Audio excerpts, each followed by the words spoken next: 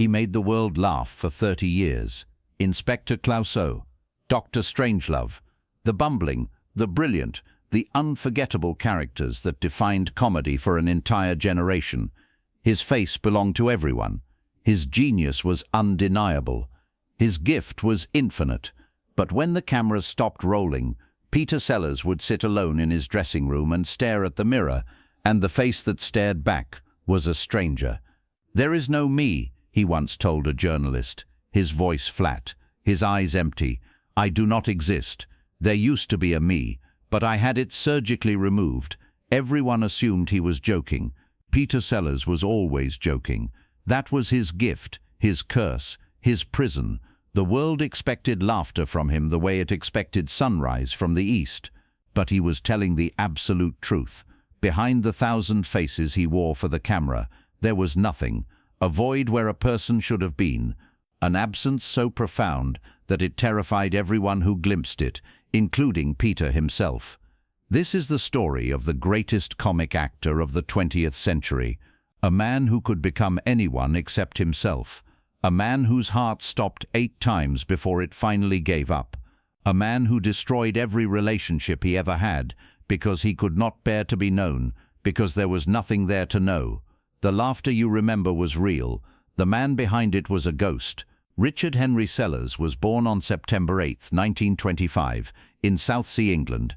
His parents were variety performers, his mother Peg a stage actress with fading dreams, his father Bill a pianist who accompanied silent films in empty theatres.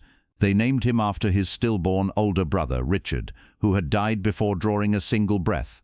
From his first moment of existence, Peter Sellers was a replacement, a substitute for someone else, the living ghost of a dead child whose memory haunted the household like an unpaid debt.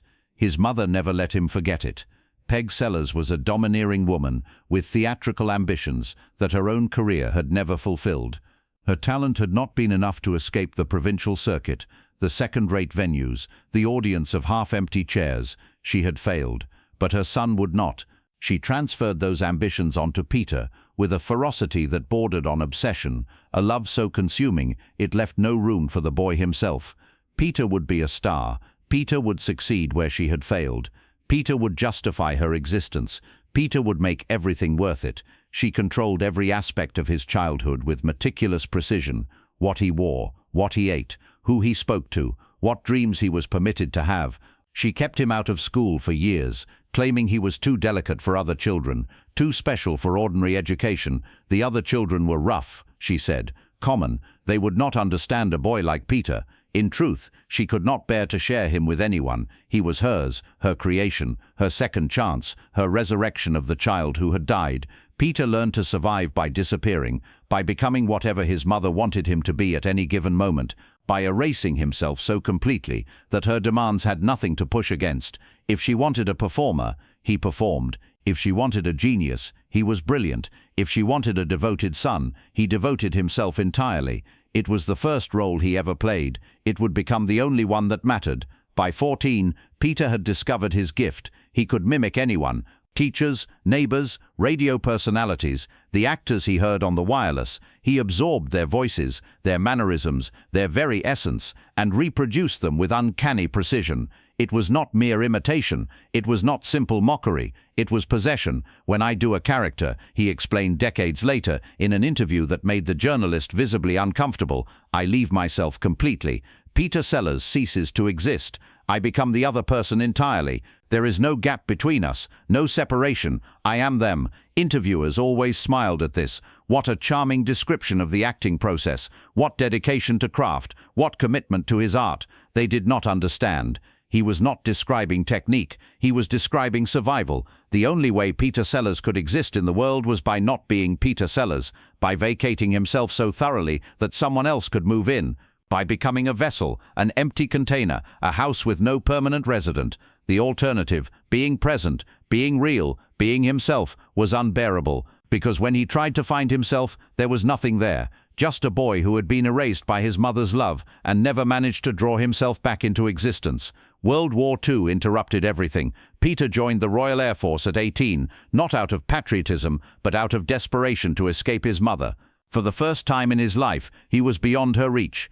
For the first time, he might have had space to discover who he was. Instead, he discovered something else. He spent the war entertaining troops, honing his impressions, learning that he could make entire auditoriums laugh. Hundreds of soldiers, exhausted and terrified and far from home, would forget their fear when Peter took the stage. He could make them forget anything. Laughter was power. Laughter was control. When people laughed, they loved him, or at least they loved whoever he was pretending to be. And that was close enough. That would have to be close enough. Real love, the kind that required showing yourself to another person, was impossible for a man with nothing to show.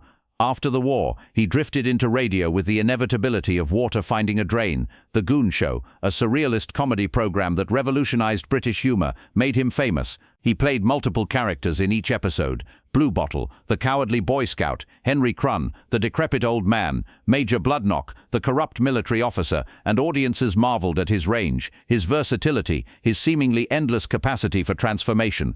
What they did not know was that he needed the characters. Without them, he had no voice of his own. In meetings, in interviews, in ordinary conversations, he would slip into accents and personas because speaking as himself felt impossible. The voice that came out when he tried to be Peter Sellers was thin, uncertain, almost inaudible, a whisper from an empty room. His co-star Spike Milligan noticed. Spike was brilliant himself, tortured in his own ways, and he recognized the particular shape of Peter's suffering. Peter wasn't playing characters, Milligan said later, long after the funerals and the eulogies. He was hiding in them. The characters were his armor against the world, his fortress. Take them away, and he would have collapsed. There would have been nothing left. Fame arrived like a flood. By the mid-1950s, Peter Sellers was one of the most sought-after comic actors in Britain. Directors fought over him. Studios offered him contracts worth more money than his father had earned in a lifetime. He could command any role, any salary, any project he desired, but success did not fill the void. Nothing filled the void. He tried women, marrying the beautiful actress Anne Howe in 1951, fathering 2 children, playing the role of devoted husband with the same technical precision he brought to his film characters. He bought a house, he mowed the lawn, he attended parent-teacher conferences, he performed the part of a normal man with a normal life. It did not work. Anne saw through him immediately. She saw the emptiness behind the performance, the desperate need for validation that no amount of love could satisfy. She saw the way his eyes went dead when they were alone, when there was no audience to perform for, when he had to simply be present with another human being. Living with Peter was like living with 100 different people, she said after their divorce, her voice carrying the exhaustion of someone who had tried too hard for too long. None of them were real, none of them stayed. You would fall in love with one version of him, and the next morning he would be someone else entirely. Someone who did not remember loving you back. Peter was devastated by the divorce, not because he missed Anne. He was not capable of missing anyone in the normal sense, because he was never truly present with anyone to begin with, but because the failure confirmed his deepest fear. He was unlovable, not because of what he did, but because of what he was, or rather what he was not. In 1962, Stanley Kubrick cast Peter Sellers in Lolita. It was a supporting role, the kind that most actors would have played safely and forgotten about. But Peter transformed it into something unforgettable. He played Claire Quilty as a shapeshifter, a man who appeared in different disguises throughout the film, never quite the same person twice.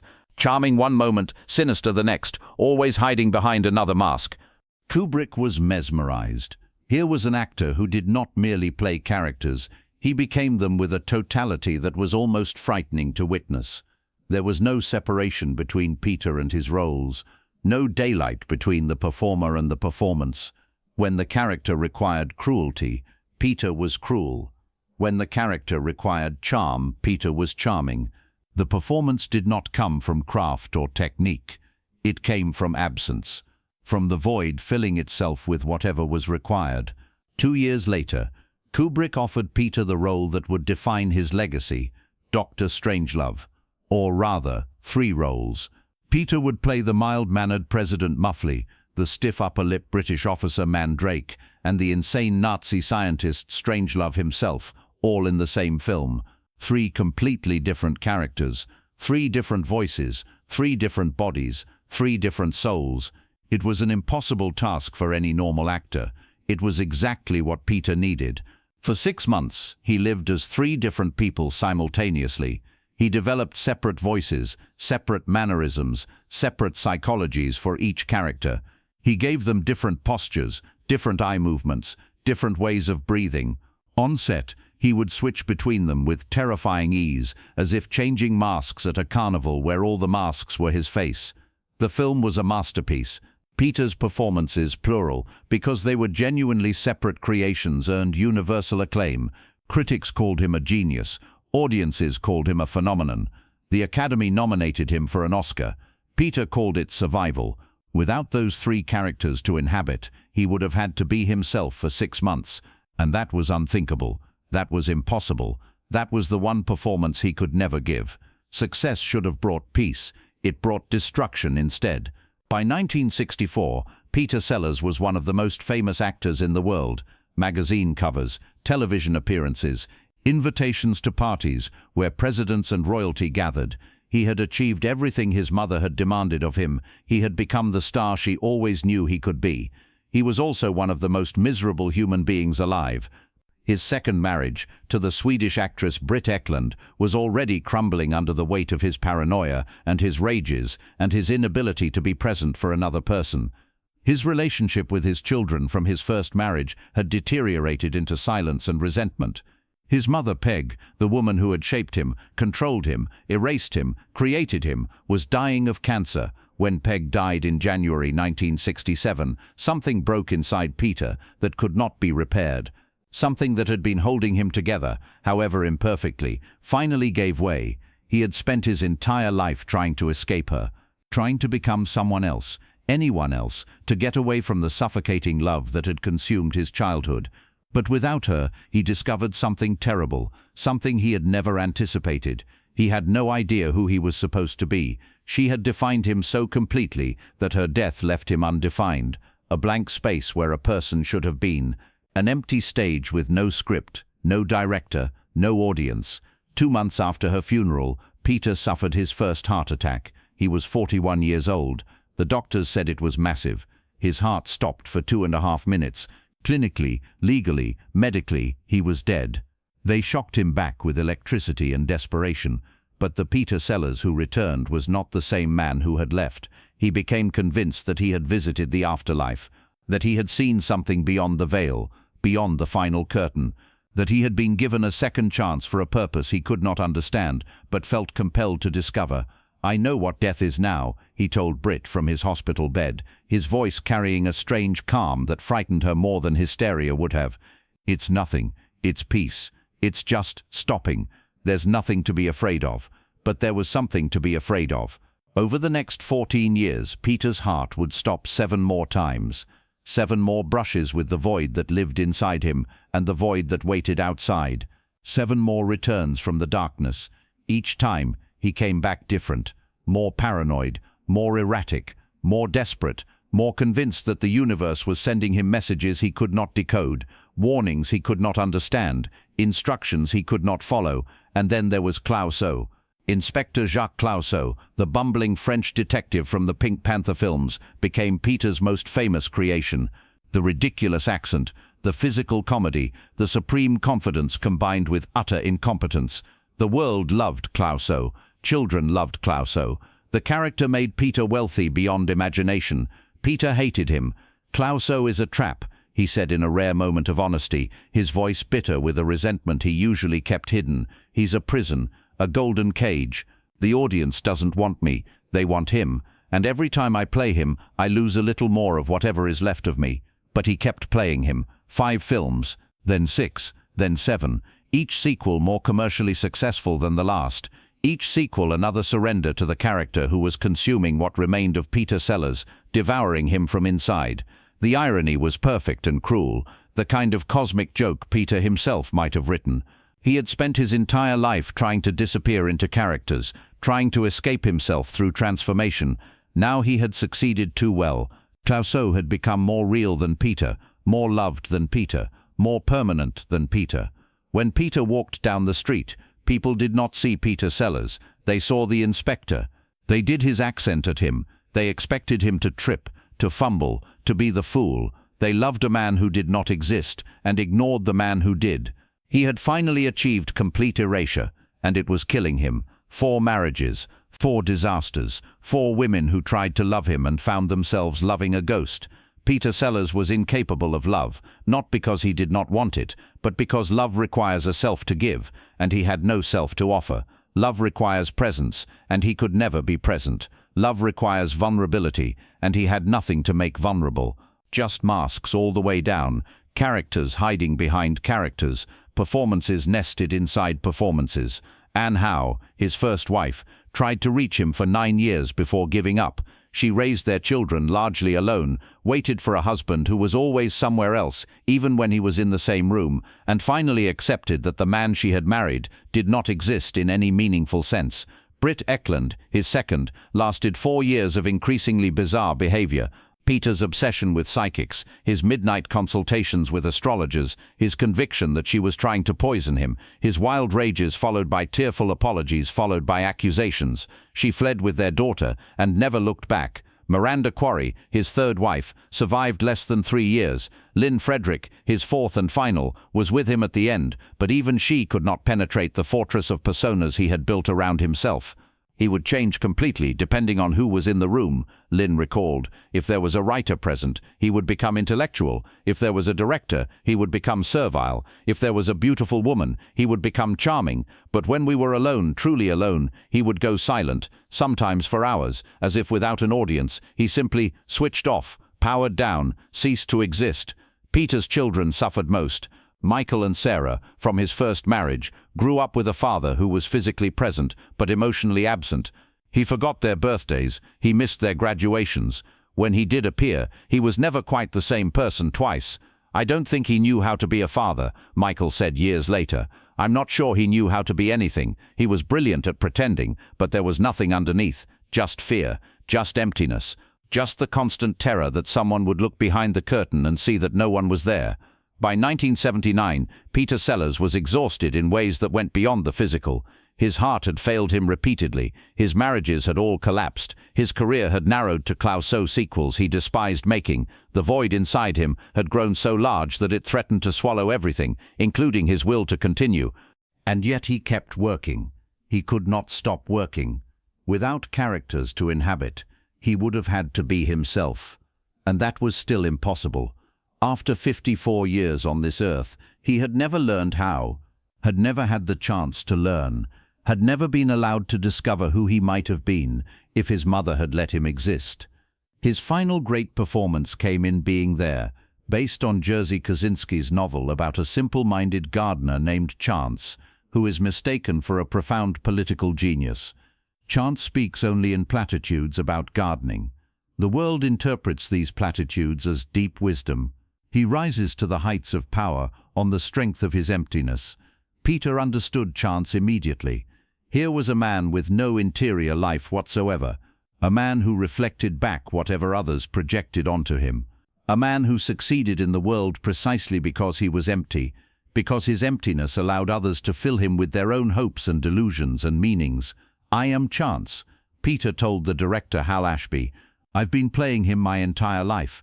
I just didn't know his name." The performance was extraordinary, subtle beyond anything Peter had done before, heartbreaking in its restraint, a masterclass in the art of absence, in the power of not being. Peter played Chance with an emptiness so profound that audiences could not look away. They searched his eyes for something, anything, and found only mirror, only reflection, only themselves looking back. Being There earned Peter his second Academy Award nomination. Critics called it his finest work. They called it a career resurrection, a late-period masterpiece.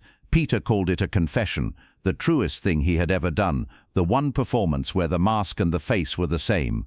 In the final year of his life, Peter became obsessed with death. Not afraid of it, he had died too many times to be afraid, but fascinated by it, drawn to it, curious about what waited on the other side of the void.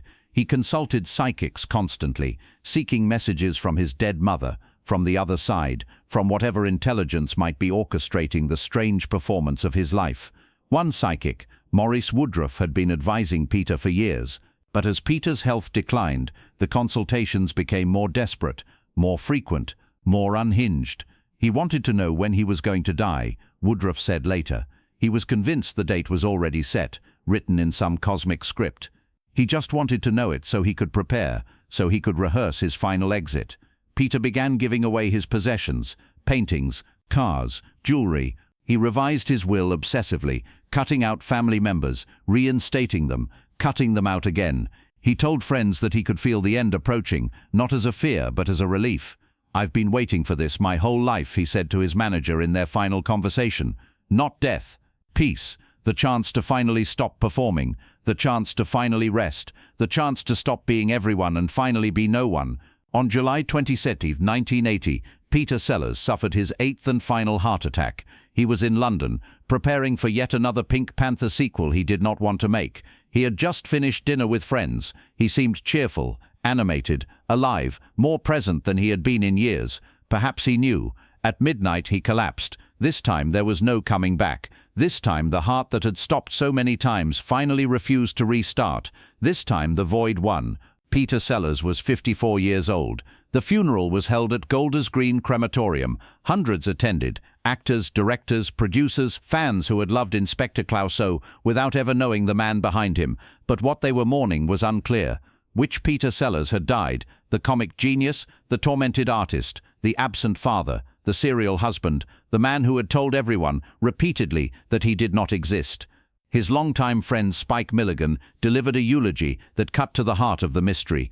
"Peter was the most talented performer I ever knew," Milligan said, his voice breaking. "But I'm not sure I ever knew him. I'm not sure anyone did. I'm not sure he knew himself. He spent his whole life being other people because being himself was too painful, too frightening, too impossible. And now he's gone, and we're left wondering, who did we lose? A genius, a ghost, or something in between that has no name?" Peter's final request was characteristic. He wanted Glenn Miller's "In the Mood" played at his funeral. Not a somber classical piece, not a hymn, a big band number that would make people tap their feet and smile. Even in death, he could not bear solemnity. Even in death, he needed to perform. Even in death, he needed to make them laugh. Walk into any comedy writer's room today. Mention Peter Sellers. Watch them light up with admiration and then darken with unease. He invented modern comic acting. He proved that physical comedy could be art, not just entertainment. He demonstrated that the same actor could play 3 radically different characters in the same film and make audiences believe in all of them completely. But he also proved something darker. He proved that genius can come from absence, that the greatest performances can emerge from the deepest emptiness, that a man can make the world laugh while slowly dying inside. Every comic actor who came after him inherited his gifts and his curse, the need to disappear, the addiction to characters, the terror of being seen as oneself. Robin Williams understood. So did Jim Carrey. So did every performer who ever said in interviews and memoirs and tearful confessions, "I'm most comfortable when I'm being someone else." They were all looking in the same mirror Peter looked into. And they saw the same thing he saw. Nothing. In his final interview conducted just weeks before his death, Peter was asked the question that had haunted him his entire life. "Who are you, really?" He was silent for a long moment. Then he smiled, that familiar, charming, empty smile that had launched 1,000 films. "I don't know," he said. "I've been trying to figure that out for 54 years. I keep looking for Peter Sellers, and all I find are the characters. Clouseau, Strangelove, Chance. They're all there. But Peter..." He trailed off. His eyes went somewhere distant. "Peter might have been there once, when I was very young, before my mother got hold of me, before she decided who I was supposed to be. But he's been gone for so long now, I wouldn't recognize him if I saw him." He laughed then, a real laugh, or as close to real as Peter Sellers could manage. "Maybe that's the joke," he said. "The greatest comic actor in the world, and he doesn't know who he is. The man with 1,000 faces, and none of them his own. The man who made you laugh was crying inside. Every pratfall was a plea for help. Every accent was an escape from himself. Every character was a hiding place from a self that had been erased so young he could never draw it back. He gave you Inspector Clouseau's bumbling charm. He gave you Dr. Strangelove's terrifying absurdity. He gave you Chance the Gardener's profound emptiness. But he never gave you Peter Sellers, because Peter Sellers did not exist, had never existed, was a void wearing masks, a ghost playing roles, an absence so complete that it became its own form of presence. The next time you watch his films, the next time you laugh at Clouseau's incompetence or marvel at Strangelove's madness, remember what you now know. Remember the mother who erased him. Remember the heart that stopped 8 times. Remember the mirror that showed nothing. And perhaps you will understand why the laughter always sounded a little hollow, why the eyes behind the characters never quite connected, Why a man who could become anyone could never become himself. That is the untold story of Peter Sellers. That is the void behind the mask. And now you know.